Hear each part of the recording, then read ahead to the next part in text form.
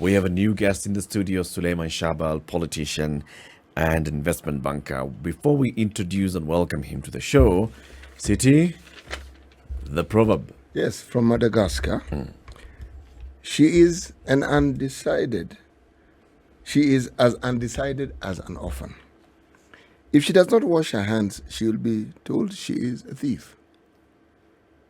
Nah, she's a dirty girl. Come on, you people aren't paying attention. Changing things. Yes. 9 o'clock. If she washes her hands, she will be told she is wasting water. She is as undecided as an orphan. Yes. She doesn't wash. She doesn't wash her hands. She's dirty. She washes her hands, she's wasting water. She's damned if she does, she's damned if she doesn't. Yes. SULEIMAN SHAHBAL, good morning. Good morning. When you hear this proverb, what comes to mind? You know, Charles, Eric, this program is my favorite radio program because you guys are always very challenging. And you already started this thing with a very intellectual, challenging quotation. I'm still trying to figure out exactly what does it mean. So maybe one day I might be able to rise up to Charles' level. To that level. You know? But it's always a pleasure to be here. Msaidie mwenzio bwana. Pull him up. Kaka ni mwenzangu When kabisa. you're up there, Yes. pull others to your left. I think that's good advice, Eric. That's very good advice. You know, if you could say ni arifu wangu huyu. Kwa hivyo, wacha nimsaidie. You see, there's a Swahili saying, mnyonge hana chake. Now, if you are underprivileged, you are in a position where you'll be tossed like a wind vane from here to here. So it may seem like you're undecided, but the truth is the power to decide isn't even in your hands. Other people decide for you. So you go where the wind blows. You're told this, you go. If you're told this, you go the other way. Now, arguably, it's a position very many Kenyans find themselves in. Because when you talk about the electoral process, who do you vote for? The person who has a track record that you know will serve your interests well?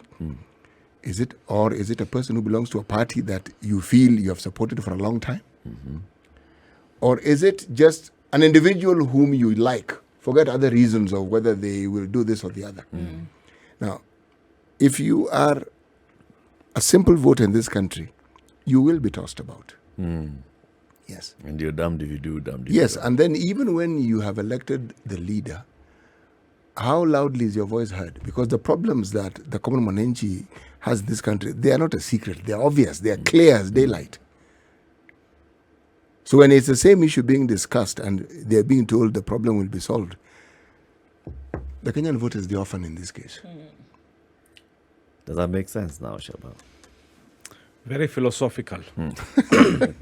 And also very true. And I think that's probably the biggest threat that we have to our democracy is that voters continue being uninformed. And voters tend to make decisions based on factors that don't determine their long-term future. Now, how can we change that? I strongly believe we need to focus more on civic education from a very young age. Interviews like what you're doing now are also important because then you can bring in politicians here and put them to task, you know. And a lot of politicians have a lot of hot air, but when put to task, they are unable to defend their positions. So I think the press has an important role. But the most important thing is, you know, in 1943, President Roosevelt, in his State of the Union address, said something very interesting. He says, hungry people are angry people. And hungry people cannot be depended to make informed decisions. Unfortunately, the vast majority of Kenyans today are very hungry. That's our desperate situation, and consequently, they end up making life-changing decisions based on 500 shillings. And I have seen it in Mombasa many times. I've desperately tried to get this message across that, you know, don't change your future the decisions that you make in this election are life-changing, you should not be confused by the small money that you are given by politicians. But it's unfortunately pissing in the wind, you know. It doesn't work. And what is even more, for me, painful to see is when you see, when I go into a political rally, for example, and I'm leaving the rally and I'm surrounded by 20, 30 youths desperately asking for money. And you have to give this money. So you put your hand in your pocket and you come out with a bunch of notes, 100 shilling notes, and you leave them behind. And they're fighting for this money, literally fighting. And my biggest fear is that we'll end up running over one of these guys. But what that tells you is the sheer desperation that we have in Kenya today, that young men will kill each other for 100 shilling note. But to you, that may be 100 shilling note. To him, that 100 shilling note could put that packet of ugali on the table, and that's food for 4 or 5 days. That's how desperate we have become as a nation. It's a lot of food to that person. Exactly. It's only 100 shillings Exactly. to you.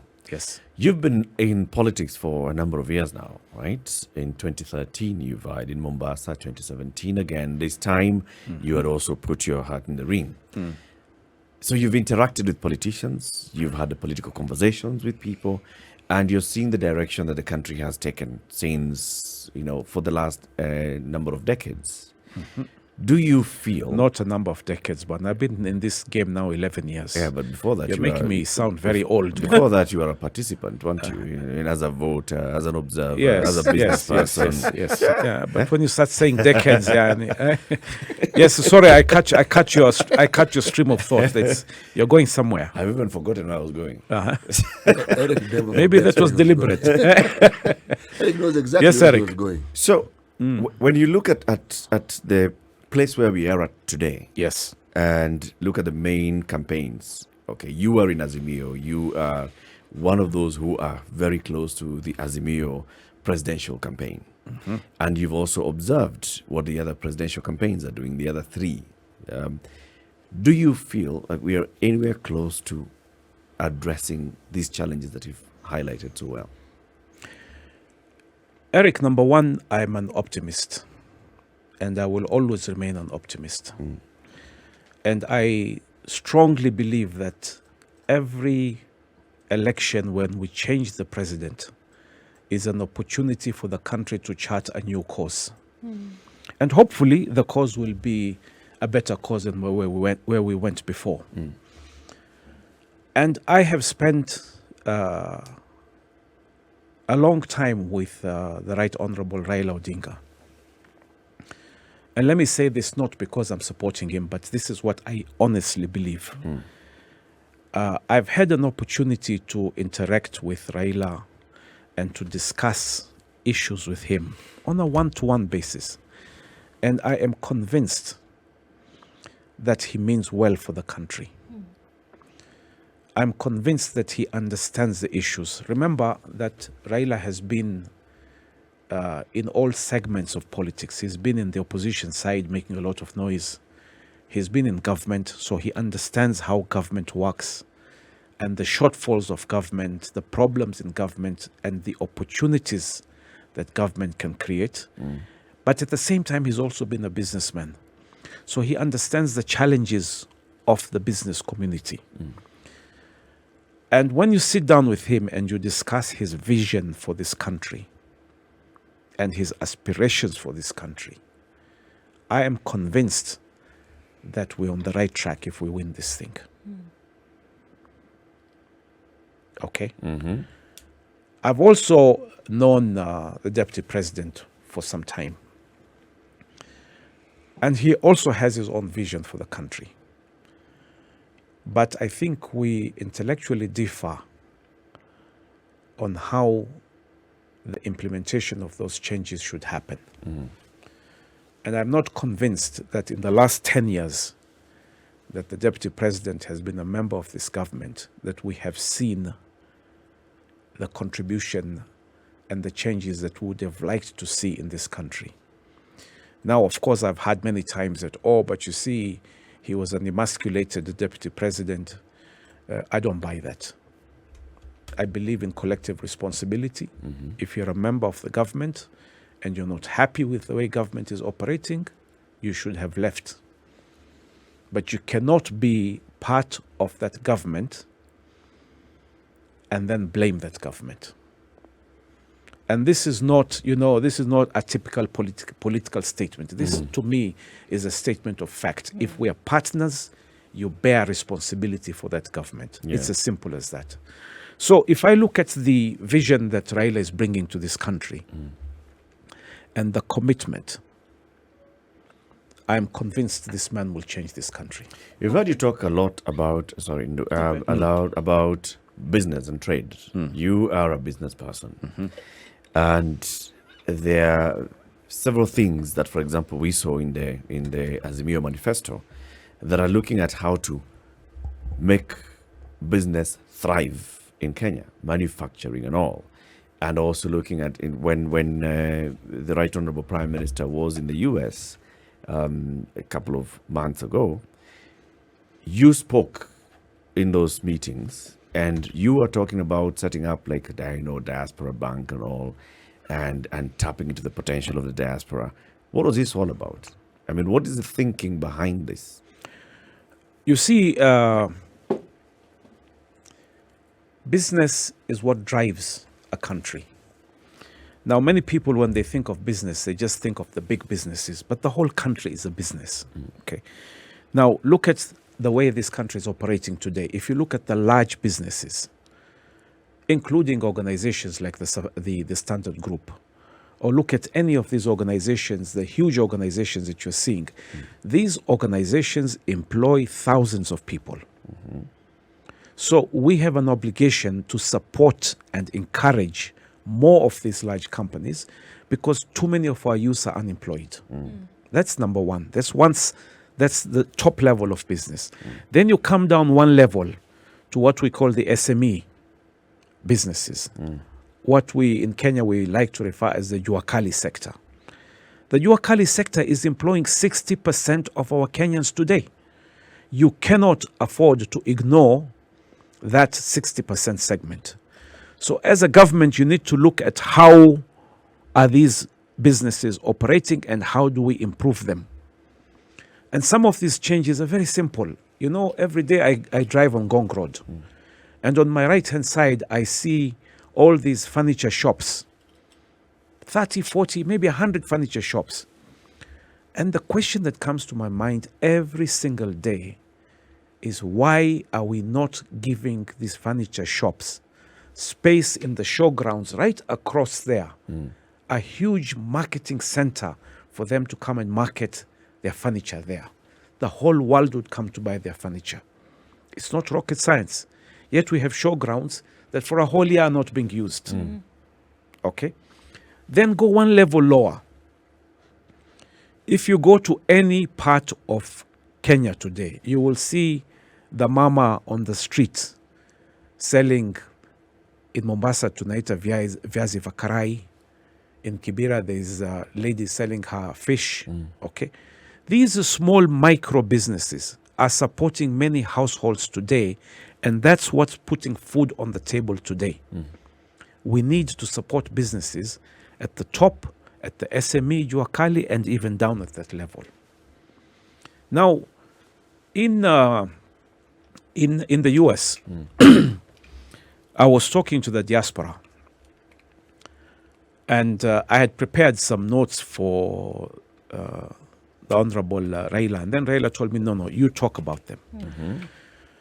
Now, I had spent 25 years in the diaspora, and I understand that segment very well. And the diaspora has gone through a metamorphosis over the years. For many years, Kenyans looked at the diaspora almost like traitors. You are the guys who ran away. We didn't run away.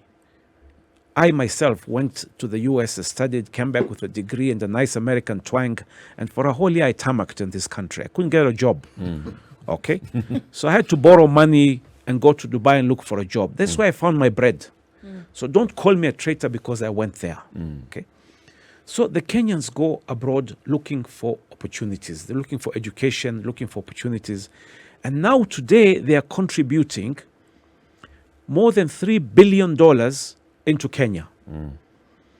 And World Bank statistics are showing that this is only 5% of their disposable income.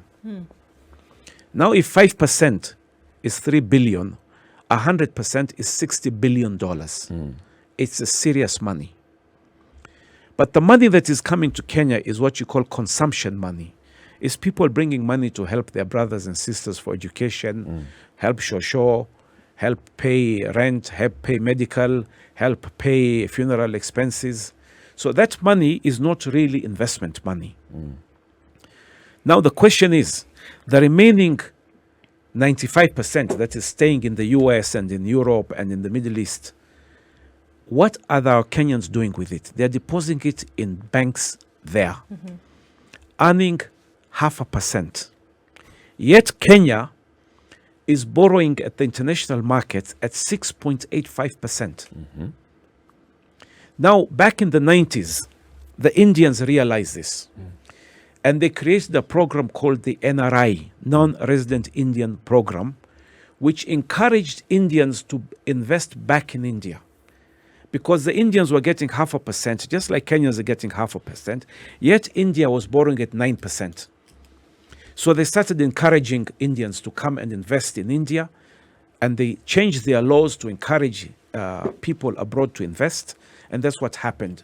And it is the diaspora money that fueled the economic boom of India back in the 90s. Now I'm pushing for the same thing, okay? Because I believe we can bring Kenyan money back into Kenya. But where is the problem? The problem is that the number one requirement of any Kenyan working abroad or living abroad is to buy a house in Kenya or to buy a plot so that when he comes back, he can build his house. For himself. For himself. Yep. Yes. I've worked so many years there watching the Jijenge, at least nikirudi nyumbani, I've got something. Okay. What has gone wrong? 70% of Kenyans who have invested in Kenya are unhappy with their investments. Why? They got conned. And they got conned by their own brothers and sisters and mothers and fathers. And sometimes they were not even really conned. You depend on your father to go and buy something for you. Mzee doesn't understand. Yeah, your views are different. Okay. Yeah, he doesn't. Not only that, you know, Kenya today, we've got so many con men. So poor Mzee goes to buy a plot that he thinks is a genuine plot. Kijana narudi from the US, he finds that plot doesn't belong to him anymore. 3 title deeds have been issued. So we need to create a mechanism that will encourage Kenyans to reach out and invest in Kenya. That's why I'm setting up the Diaspora Bank. And we're going to set it up before the elections. SULEIMAN, Yes. Can this operate on its own? Because even as you're saying this, what needs to happen is that a certain amount of confidence in the way in which the economy domiciled here is operating, in order to give anybody who is outside, then, you know, again, that for that push to say, let me join back there. But if things are in a shambles, Yes. the likelihood of anybody with their hard-earned savings or their hard-earned earnings are going to put it in here is very low. So wouldn't, even as we're saying, set up this diaspora, mechanism, doesn't that then insist that the economy here in Kenya is thriving? Because you will ask yourself the question, all right, so I'm going to go invest there. What are the guarantees that, it's going to be a good decision? Isn't it then something that must be worked on from inside before you can then guarantee that those who are outside will buffer the system? Correct. But you see, perfection is not achieved overnight. Okay? And look at the Kenyan today living in Baltimore. And he has his $30,000 deposited in Citibank, Baltimore, and he's earning 0.5% interest rate. Why can't that Kenya invest in a Kenyan bond that will pay him 5% guaranteed by the government of Kenya. Kenya has never defaulted on any of its bonds. The reason that Kenyan is not investing here is because he doesn't even know That it exists. that it exists, number one. Number two, he doesn't know how to buy it. Number three, when he wants to buy a house through a formal structure and he goes to the bank gives him all sorts of complications. Oh, you don't live here, we don't have your salary transfer, all sorts, Yep. they create complications instead of creating solutions. Including my bank, by the way, Gulf Bank. And I'm fed up with these guys. It's the same thing. Yeah, You it's do all the banks are like that, unfortunately. Is it that there's something in our legislation that doesn't allow them this latitude that is necessary to open up business and to open up instruments that will enable the economy to grow? Or is it just a mindset that our banks have because banks are privileged? Yes, they are the ones who, the very thing you're discussing, they are the ones who actually lend the government. Yes. And so they benefit from it. But why do they lend the government? Ask yourself that question. You see, 48% of Kenya's debt is local debt. So banks have become lazy. Why do I take a risk lending Eric money and he might default when I can lend it to Kenya government and earn 12%, zero risk? Consequently, rather than going out and lending it to the commercial space and supporting small businesses, they would prefer to take deposits from you, pay you 4-5%, and then lend it to the government at 12% and sit pretty. And if you look at the balance sheets today of most banks, most of them are not doing commercial business. Most of the money is going into government paper. This is why you find every time you meet with business people, they are complaining that the cost of borrowing is too high. The efforts to get money from the bank, they want your house and your car and your children as mortgages, okay? And they just make life difficult. Now, for a long time, I look at the Indian model, for example. We have a lot to learn from India. India has a regulation. Every bank, upende usipende, 40% must go, 20% either to agriculture or 20% to small companies, what we call SME, Juakali. And if you don't want to lend to these two sectors, then you must deposit 40% of your money into a bank called SIDBI, SIDBI, Small Industries something. And then SIDBI goes out and lends this money. That's how these small industries and small businesses in India get financing. So it's guaranteeing access to finance. It's forcing the banks to lend to the sectors that need money. Let's take a break. We continue this conversation. SULEIMAN SHAHBAL, investment banker, politician, and one who is very close to the Azimio presidential campaign, is with us in the studio this morning. We are talking about Kenya's largest foreign exchange earner, Kenyans in the diaspora. In 2021, they sent back home 422 billion shillings, according to the central bank. And we are looking at, that's a lot of money. It was a 20% jump from what they had sent in 2020. So it means that this is what you call a growing what? If you look at the revenues, that we're making from the diaspora, it is much more than what we're making from tourism. Yet we have a ministry of tourism. Yep. Why is it that we don't have a ministry for the diaspora? For the diaspora. It's an economic question. It's not a political question. True. If that's where we're making money from, that's where you should put your focus on. That's where we should be concentrating. Yes. 29 minutes to 10. Let's take a quick break and continue this conversation after this break. Istikbalkenya.com, Ndu? Istikbal.com. Istikbalkenya.com. So, SULEIMAN, Ndu is doing some home makeover. She is a homemaker, and we know this from the people whose home she's made. Oh, okay, that's what you were saying. Yes. And she's doing some makeover, and she wants to go buy some furniture, so she's going to Istikbal. Istikbal is this Turkish company. They've been in Kenya. They have showrooms in Nairobi, Village Market, Mombasa Road, in Nakuru, at Westside Mall, and they're running a 40% discount between now and the end of July. So Ndu yesterday identified a green couch. Yes. What else have you found? I saw a nest of stools. Nest of stools. Yes. This is The Situation Room the only way to start your day. The conversation continues. Eric Latif, CT Muga Nduoko, SULEIMAN SHAHBAL in the studio city. You know, as we're talking, and I grew up in Mombasa, so I am not neutral in this matter. Okay. Not really. You're biased. I'm absolutely biased. Okay. Because when I follow the happenings in Mombasa, I follow them with an eye of somebody who has a stake in it. Now, what it reminded me of was something that happened in the year 2000 in the US. It was a political competition for the presidential seat between someone called Al Gore, who had been Clinton's deputy, vice, and George Bush Jr. And the determining factor was a small, well, not a small, but the matter was small, but the state of Florida, where George Bush's brother, Jeb, Was the governor. Was governor. The matter even went to the Supreme Court. Controversial decision 5-4. And It was the Tharakanithi. yes, exactly. But what I found interesting was the margin of votes. It was a 0.009%. I mean, anyway. And there was a delay in the findings in Florida. But that was just historical background. What I found interesting was that what then Al Gore went to do. And he was an environmentalist, conceded.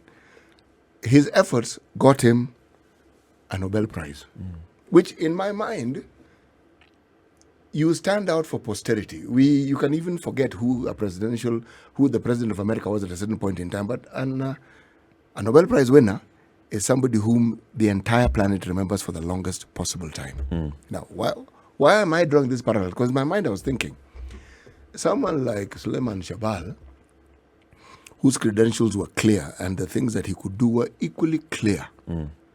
Now, if he steps out of the political arena, directly that is, what other path could he follow that would bring about the desired changes and would change lives? Because this is somebody who wanted to change lives. What then can he do to actually bring about change?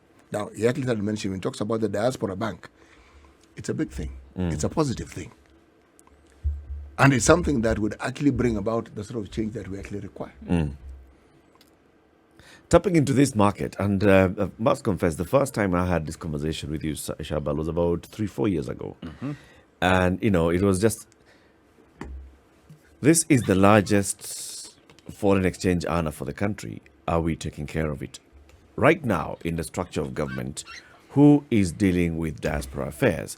And in your opinion, in the next government, how should diaspora affairs be handled? At the moment, diaspora is a desk in the Ministry of Foreign Affairs. Ministry of Foreign Affairs is not a business-oriented ministry. It should be, but it's not. And when I say it should be, I honestly, firmly believe that every ambassador out there, whichever country you are in, you need to come back every few months or so and bring back potential investors into Kenya. Otherwise, what the hell are you doing in that country? Attending cocktail parties and doing what? Okay. So if you're the ambassador to the UAE, I expect that you should be bringing back to Kenya every few months or so 4 or 5 serious potential investors. Bring them to Kenya, show them the country, show them the opportunities. And if every foreign ministry, every foreign embassy does that, and we're bringing in 200 potential investors every year, if we get even a 10% conversion ratio, those ministries will have earned their role. Now, the diaspora is purely a desk. They have a policy there that was written a few years back that I read, and it didn't make any sense to me. So there's no clear direction on what we need to do about the diaspora. But to me, it's crystal clear.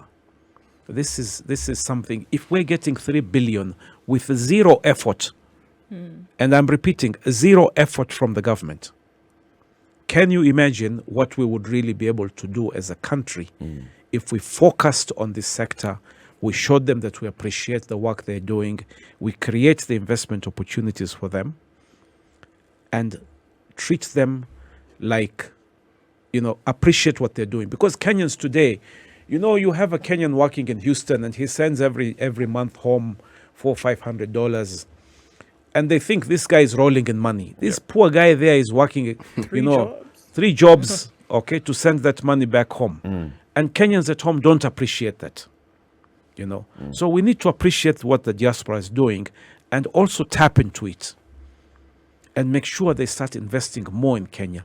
And they will not invest because they are patriotic. They will invest because this is their hard-earned money, and they'll be looking for security of their investment and for good returns. There's no patriotism when it comes to money, my friend. Kila mtu anatazama interest yake. Yeah, it's personal interest. Would you say then the government has been lazy, just like you've talked about the commercial banks? They sit back, there's easy cash coming here, do nothing about it. You sit back, money is coming from Kenyans in the diaspora coming back home. Well, what's the problem? No problem. Correct. The government has been lazy. There's a very interesting question. Let me here. repeat that again. The government has been lazy. lazy. Yes. And indifferent and not caring. It's interesting. Musembi asks a question here, which is kind of like in line with what we've been talking about in direct front and center. If the diaspora remits more to the exchequer than the Ministry of Tourism, because that's what we're saying essentially, Yes. more money every year, $3 billion, then why don't we have a diaspora ministry? I've been asking that for 10 years. That's a very important question. And I raised this with Baba, and he understood immediately what we were. Numbers don't lie. Okay? The growth of diaspora deposits far exceeds the incomes that we're making from tourism. From whatever exports we have in the country. Even from tea and coffee. And all coffee, this. flowers, Yes. tourism. But Charles, you raised something very interesting. You were talking about Al Gore, and Al Gore's book, An Inconvenient Truth. Okay. I have been going through the same sort of mental turmoil in my mind. Because I didn't run for governor because I wanted to be called His Excellency the Governor. I ran because I had a clear vision of what I wanted to do in Mombasa and the changes that I believed that we could do in Mombasa. And I believe until today that Mombasa can be an engine of economic growth for the country, not just for Mombasa and the coast, for the country, and make a dramatic change. But sometimes politics comes in the way. Okay. And sometimes people are not chosen based on competence. People are chosen due to different other political considerations. I was under a lot of pressure not to run as an independent in Mombasa because Mombasa was already divided. Mombasa was deeply divided between myself and Abdul Samad and the other camps.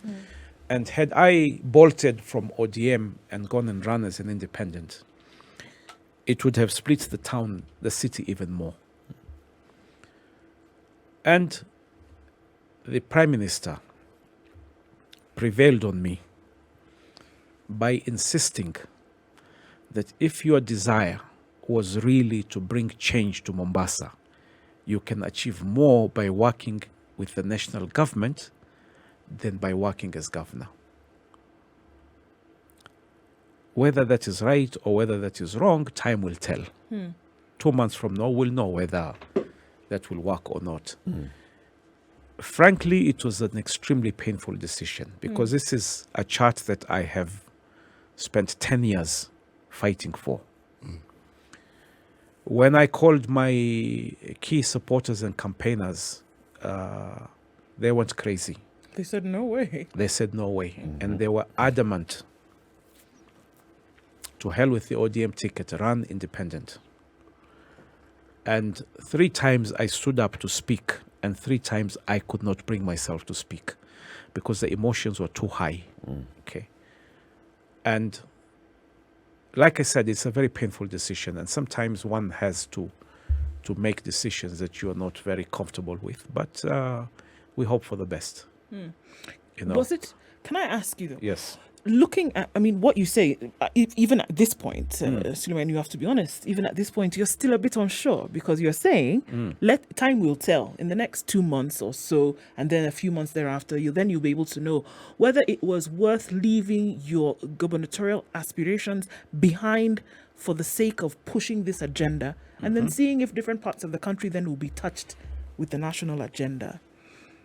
But was it enough, even from where you sit now, without having to wait for 2 months, was it enough to lay those aspirations down for the sake of this national agenda? Was it enough to lay your vision down? You yourself have just said, No, 10 years in the making. I have not laid my vision down. Okay. To be governor of Mombasa. I like what Charles has said. You see, to be governor of Mombasa is an ambition. But there's a bigger role behind the ambition. And what is that role? The role is, what can I do to change Mombasa? If I can be instrumental in setting up the special economic zones in Mombasa, and in the next 5 years, I manage to bring 500 companies into Mombasa, and assume that each company employs 1,000 people, I will have made a bigger contribution than I could ever have made As governor. Okay. Because ultimately, those young people in Likoni and Jomvu and Mvita and Kisauni, they don't care who the governor is. And it's not important to them. What's important to them is, does he have a job? And does he collect that mshahara every month? Because without that, even his dignity is compromised. Hungry men cannot make informed decisions. Okay? I like the analogy that you brought of Al Gore. I hope I don't end up being the Al Gore of Mombasa, but Al Gore won the Nobel Prize. Yes, okay? Nobel Peace Prize, yes. Nobel Peace Prize. And what he started talking about in 2002 and called it an inconvenient truth about climate change, the whole world has now come to realize how big that issue is. And there is no politician today, and there is no policy today that is made without keeping in mind the challenges that we're facing from the economic climate. So I don't know. I think SULEIMAN SHAHBAL will have to somehow find a way to reinvent himself. Okay. And perhaps I can make a better contribution, not being a politician. I don't know. In a different way. In a different way. You can still contribute. Yes. So I don't know. Honestly, right now I'm soul searching. I think right now we are looking at the national agenda more. Let's elect the right president first. Okay. And then But then you also have got to influence the way the government is then structured, just like you're saying. So we've had plans for special economic zones for a long time. Dongo Kundu Special Economic Zone is still plan on paper, and others along the coast and others across the country, still plan on paper. So for us to be able to get to that level where we are attracting these investors, whether local, whether Kenyans in the diaspora, or whether foreign investors, to set up in this, we've got to have that special economic zone working. What structure of government would be required to actualize these things? Number one, Raila is completely 100% sold on the idea of special economic zones. He understands it. He knows that China moved from being a poor country by starting the special economic zone in Shenzhen. That's what changed China. Okay. And all these special economic zones in China started producing, low quality things from material, clothes. But today, these SEZs are producing Samsung phones and Samsung TVs and Apple phones. And Tesla vehicles. And Tesla vehicles, yes. And they've moved up the value chain to the point that the Chinese special economic zones are removing the garment industry and sending it to Bangladesh and to Cambodia and Vietnam. So they've moved up the value chain. The Chinese worker today is earning $1,000 to $2,000. That's the Chinese laborer in the special economic zones. These guys used to earn $100. These jobs have now been sent to Vietnam and Laos and Cambodia and India and So we can start the same way, but we don't have to be a garment manufacturing country forever. Okay. The opportunities that we have with AGOA, we're not even capitalizing on 10% of that. So there is an urgent need to start implementing. Our problem in Kenya has never been a shortage of ideas. Okay, we have incredibly brilliant people in government today. Our problem has always been the will at the top to push and make these things happen. The problem with bureaucracy, incredible bureaucracy. Okay, the problem with corruption. You know, when I have these one-on-one discussions with Raila, this man is determined to change this country. That's why I think we should give him a chance. Several comments coming in from the diaspora. Pat says, please, SHAHBAL, leave those politics. You've got a lot to offer. Diaspora banking is waiting for you.